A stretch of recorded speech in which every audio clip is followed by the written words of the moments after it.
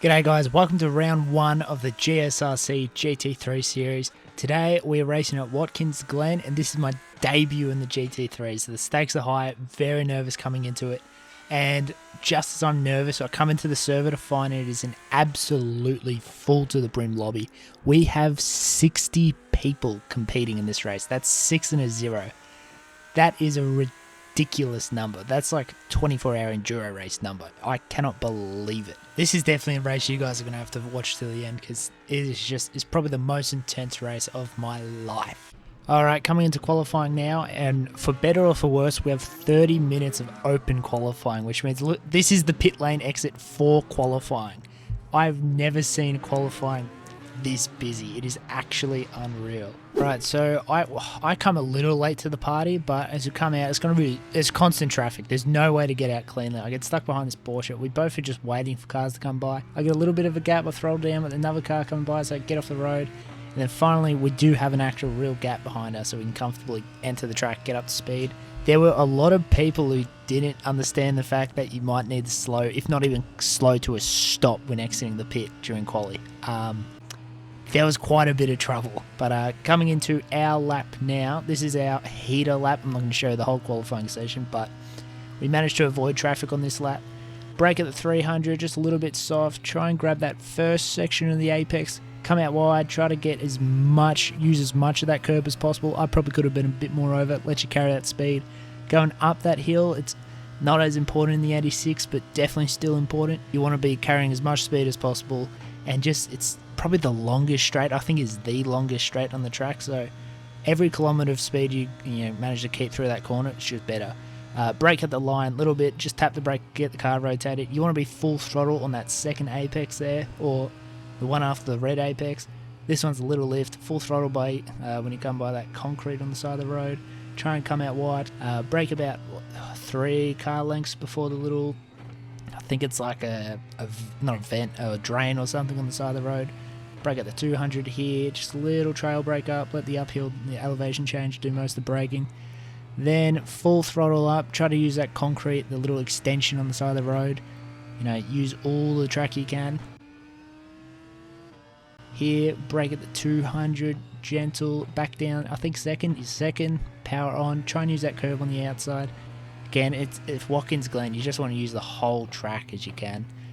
Down the second here, you got to be careful with your throttle application not to wash out wide, because it hurts when you wash out wide. You come near the end of the lap and you just bin it all, so try not to do that. Brake at the end of the tyres there on the left, and power on as soon as you can. Again, trying to carry as much speed as possible. Probably the second biggest straight over the start finish, and this gives us a 44.499, which is honestly, that is a second faster than I've ever gone before. Like in practice, that is a second quicker than I've ever gone, and out of 60 cars, that put me in 32nd. I cannot believe it. There were so many cars on the grid. I thought that was alright, but no, we're going to start 32nd out of 60. Alright, jump to the starting grid now. We're lucky to be joined by some mates. We got Tim Miles in P2. That guy, he is absolutely rapid. There's no way. He's going to be moving up to Pro Split real soon.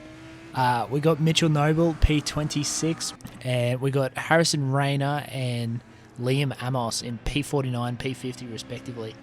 It's always good to have some boys on the grid, and it'll be great to check in with them every now and then, see how their races are doing. So coming into the start of this 60-minute race, we've got 2 compulsory pit stops ahead of us, so there's going to be a lot of strategy involved. But for now, 60 cars on the grid, 30 people ahead, 30 people behind, give or take. I just want to survive lap 1. Like, this is probably the most intense lap I have done in my life so far. Go around the outside on T1.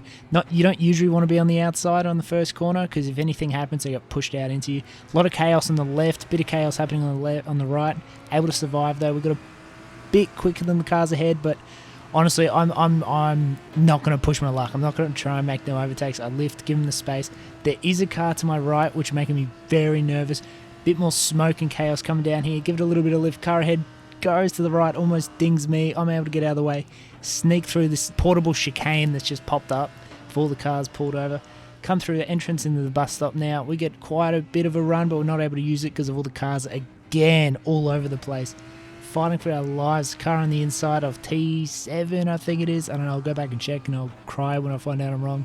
But absolute chaos. Coming down here, there's a car on the outside, so we're going to hug it very tight. That blue and black car, which looks very similar to our old livery, which, yeah, that really threw me off. I'm glad we switched up the livery, because that is literally a black car with chrome blue. That is literally our, like, 86 livery. So, coming down this straight now, it's so much nicer in the GT3s. There's so much less dead air where there's nothing to talk about because they're quicker cars. But coming into the corner now, car spins out. I think they make contact, actually. Have a bit of an incident. That's 2 more free positions. Yeah, very nice, very nice. I do go a little bit wide. I don't think there's a car on my inside. I'm driving like there is, but I don't think there's a car on my inside. I just go wide on that corner. Always had trouble on that corner. As we come down, little lift through this corner, and we come to the end of our first lap, we are going to find ourselves from P32 to a beautiful, beautiful P17. Thankfully, all of our friends make it pretty safe through lap 1, except for Mitchy Noble, who continues his unlucky streak and gets spun out in the first corner, forcing him to tow back to the pits. So definitely not what he wanted today, but like the good man that is, that doesn't stop him, and he's back out on track pretty soon enough. Alright, skipping ahead to the end of the second lap now. Nothing eventful happened. No one even spun or anything, so we didn't even get any free positions. Still in P17. But as we come and enter our third lap, the Lamborghini behind us has absolutely gained some time on us. He is flying. He wants our position real bad. We're keeping a steady gap to the car ahead, but we just don't get the run we want. Or, well, it doesn't matter. The Lambo is just so much quicker. He goes down the inside. I'm going to be very, very passive with my move. I'm not going to defend too much. And he's going to creep around the outside, and he's going to overtake me on the straight, which I'm honestly not too stressed about. It's an hour-long race. I'm already pushing my life bin, and P17 on my 2 laps in, you know, starting P32, and we're gonna get those positions back anyway. There's two people off already, a third one, so we're gonna get 3 positions anyway. Like, I mean, that's always my philosophy in these kinds of races. Like, in any race really. It might not be perfect, especially in a sprint race. It really hurts me, but if I just play it really safe and just make it to the finish, other people around me are going to crash and die, and I'm going to just win off that. Another car goes a little bit wide, got a bit scared because of the McLaren ahead of us, and that's 4 extra positions. That's put us in what, P14 straight away. Coming into lap 4 now. Now's probably a good time as we start settling a bit. I've got a new microphone. I don't know if you guys are able to tell. I hope you can, because well, we paid money for it. It'll be a bit silly if, well, you know, you can't tell the difference. But we've got a new microphone. It's a proper professional microphone, proper budget professional. So yeah, very nice, very nice. 2 cars ahead, much braver than me, going too wide into the bus stop. They managed to sort it out without incident, which, you know, good for them. I'm too nervous. I'll be backing out. I'm going to be honest. I'll be backing out, but as we come through the exit of that corner, car behind carrying a lot more speed, makes a move down the inside. We don't defend it that hard again. Some call it safe driving, some call it being a pussy. I'm not going to defend that too hard, I'll just let it happen. Coming on board with P4 now, he gets taken out by a back marker that's spun, and it's a pretty shocking rejoin. I hate to say it, but poor guy, what a horrible way to go. But it does give us a free position. It puts us up to P14. I think that makes sense. We've dropped some positions in the background, but we're up to P14 now, and actually, as the car ahead of us pits rather early, that puts us in P13. Ruddle behind, he makes a rather clean move in the T1. It's very nice, very clean. Doesn't matter too much because he goes straight into the pits at the end of the lap. Our plan is to basically just hold out, stay on track for as long as we can, and that way, you know, we put less fuel in the car overall. You know, we'll get a bit more time by putting less fuel in the car. Coming into lap 13 now, it's 1 lap away from boxing. I'm debating pitting now, but Rayno, funnily enough, he's going to make the choice for us. As we see in the pit lane, he is backwards facing us. Look, I haven't been doing this for too long, but I don't think he's supposed to be facing that way in the pit lane. I'm not exactly sure what happened. He's definitely having issues with the car. I don't know if he ran out of fuel or what, but as he tries to cross over the road to get to the pit lane, he just gets collected, and I definitely Definitely not what you want to see. It's probably a bit ambitious going that slowly over the racing line, but yeah, that's definitely Rayner done, and I think the other guy, I think that's him done as well. A real shame to see, but I think it was a free position for us, so teammate doing teamwork work. Thank you. Coming on to lap 14 now, we get stuck behind a back marker, but for getting stuck behind back markers, we make perfect timing as we're pitting in this lap, and we don't lose too much time. I think we maybe lost half a second. But we come into the pits, we're going to get full fuel, try and tank up as much fuel as we can to try and not get to the end, but basically push our final stop for as long as possible, just in case there's a safety car or something. We're going to change all our tyres as well. We got about, I think it was 45 degrees track temp, maybe even 51. I can't remember the number, but it was hot. Our tyres were burning, so we're going to swap all those tyres over. In hindsight, if we had to make a 2-stop and we had to do, you know, 1 full stop and then a splash and dash, probably should have done the splash and dash in the middle, not swap the tyres, and then swap the tyres on the splash and dash at the end. Or sorry, we should have done our splash and dash short pit stop with no tyres in the middle and then did a full one at the end. But, you know, you live and learn. It's my first ever race doing a pit strategy, so in the GT3 series there's a lot of hour 30 races, so we're going to be doing a lot of pit stop strategy, so we'll definitely take that info from next time, and hopefully sometime down the line I can get not a win, but get a really nice position just from a pit strategy. Coming out of the pit lane, obviously on cold tyres, and we're getting absolutely tyre temp mogged by the Audi behind us. On every single corner he's getting like half a second. Like, you know, it might be me being a bit careful on the colds. Could be a skill issue, but he definitely has warmer tyres than me, and he's definitely making sure I know about it. Coming by the end of the straight, he's absolutely on my rear end. He's very, very close to me. We've had trouble with this driver before in the past, so we're just going to let him by, not get too close with him. Just go a little bit wide, let him have the inside, and live the race another day. As we go on to the next lap, thanks to the temperatures, which are really hot and suck, they do make your cold tyres warm up very quick. And so as my tyres enter the optimal tyre temperature, we're getting hella grip, hella speed, hella time. And with the slipstream as well, we are absolutely keeping up with this Audi. Coming into the heel now, he loses just a little bit of traction on the exit, so we get quite a lot of position on him. And coming into P9, he brakes super heavy. It kind of catches me off guard, honestly. But that's fine. He does get a better exit because of, you know, our little panic coming into that corner. Entering the bus stop in the next lap, he has gotten a little bit further away from us. Definitely not out of slipstream range. And a Mustang bins it, absolutely puts it in the wall. Get some air time off that. We need a medic. We need an ambulance in here quick. That was a bad one. The Audi friend up ahead, he takes it a little bit deep. Probably a bit disturbed by the accident he just saw. I don't know if he actually lost any time because of it, but it definitely keeps us motivated to try and keep on his tail, and if he makes any kind of mistake, we're going to be there to punish him for it. Speaking of mistake, coming into the bus stop, he just doesn't get the car rotated and has to overslow it. We get a little bit more speed, and this is brave of me. I go down the inside. He spots me at the last moment, thank God. But I'm able to go down the inside. He does get better speed coming out of the corner because I'm held tight.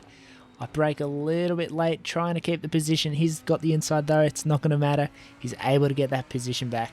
And I think that's Noble. Yeah, that's Noble we've just gone by. Mitchie Noble trying to unlap himself. He's had a brilliant drive, honestly, from his turn 1, lap 1 incident. Skipping to the next lap, as we come into the toe, turn 7, you see Mitchie Noble ahead. He's managed to effortlessly and uneventfully, he has passed both of us without causing issues and keeping it clean. But coming into the end of the straight, we are very close to him. If he makes any mistake, if he goes wide in this corner, we will be able to make a move. If we throw it to the right, he uses all the track. He's probably a bit deeper than he wants to go, and he experiences that through the corner. He's got to overslow it a bit. We do get a pretty good exit, I reckon, but it's not going to matter too much. Oh, he taps to the brake there. Oh my God. He just gives me a little bit of a fright, causes me to hit the brakes pretty hard turning. Just lose the car for a bit. Not a brake check. Oh, I guess no one's braking now. I don't know what that was, but I think some people do brake there. I just wasn't expecting him to brake there. But No worries, it was still pretty close to him. He goes a little bit wide on the exit of turn 1. He's going to carry all... I don't know why that's not a slowdown. Like, he goes wide and he carries so much more speed, and it just absolutely gains so much speed by going wide in that corner. I don't know why it's not a slowdown. I think it probably should be. It would be brutal if it was a slowdown, but, well, like, look at him. He just gets away from me. Skipping back to 8, 9, 10 again, which it seems we keep skipping here. This is where all the action seems to be happening, so thank God for the boot. Again, I think we just take different lines through here, to be honest. But throttle down, I'm trying to keep up behind him. He's getting a little bit further away. I'm pushing quite a bit, and as we come in this corner, we just lose traction for just that. Just nothing fatal, but just we lose traction for just enough time that he's gone. He's racing off now. He's going to have that extra speed for the rest of that straight, and he's going to get so far ahead. We just don't have a chance to catch him again. That McLaren that's passing us, he is a back marker, so thank God. We will find ourselves in P11 on lap 24 with 14 minutes remaining in the race. So a top 10 will absolutely... We haven't pitted yet. We still have to do another pit stop, but top 10 is absolutely within my grasp. And 60-person server, first time doing my GT3s, first time doing the league race with GT3s. Already very nervous about this track. Haven't really done it before. If I can get a top 10 finish in these circumstances, I will be really, really happy with that.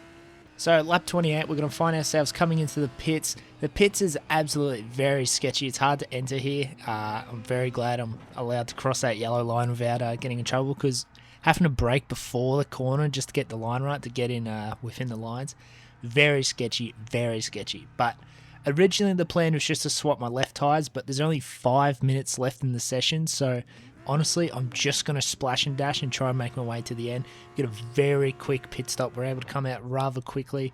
And being one of the later boys to pit, I come in at P7 and exit at P11. Coming out of the pits now, we haven't got too many cars in front of us, which is a shame, because this is a track that really benefits with a car in front. There's not really too much dirty air to worry about, only slipstream. And Thorn Weggett, I've had a lot of chats with him in Discord. Very good bloke, very nice bloke. He is right behind me, and I've found out after the race, he has never had a single-digit finish before, and he is desperately wanting to take it from me now. So I'm desperately trying to get top 10 at P11, so it is possible, and he desperately wants that single-digit finish. So it's going to be very interesting. 5 minutes left. It's going to get very intense. Staying on board with Weggett now, we can see I've managed to keep that gap, but he is pushing me. As you see, I get my second and second only off track just there. He's definitely pushing me. He's definitely keeping up. But I want this position. I want it bad. I'm not going to let him get it.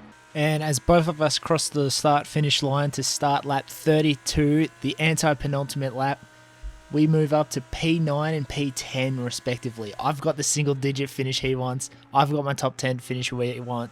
It is coming down to the wire.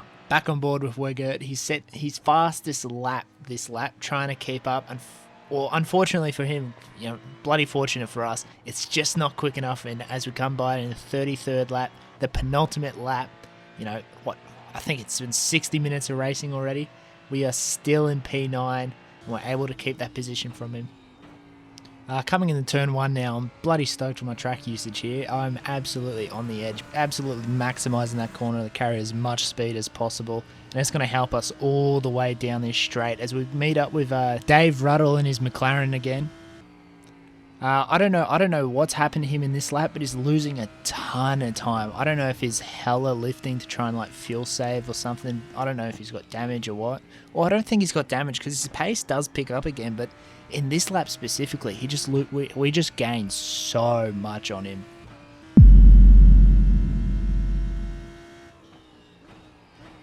We don't get the best run through here. I mean, I'm using all the track, but I feel like if I've just got a little bit earlier on the throttle, I could have used that slipstream to catch him.